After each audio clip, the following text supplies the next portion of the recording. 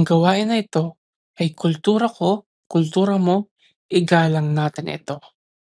Ang bawat estudyante ay gagawa ng isang infograph o poster gamit ang Canva. So si teacher magbibigay ng Canva. Dapat ang poster ay nagpapakita ng kontre konkretong paraan kung paano maipapakita ang pagkakaiba-iba at respeto sa kultura ng iba't ibang henerasyon. So maaari lang kayong pumili sa aspetong pananamit, pananaw sa teknolohiya, tradisyon at paniniwala, uri ng komunikasyon, panlasa sa musika o libangan. So maaari niyo din sagutin ang mga tanong na ito. Pagkakaiba-iba sa pananaw ng matanda at kabataan.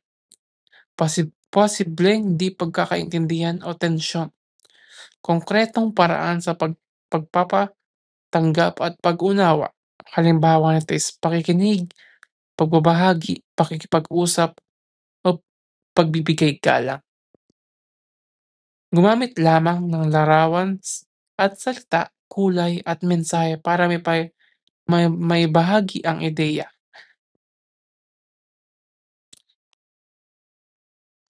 May rubric sa ibaba at ang kabuuang puntos ay 40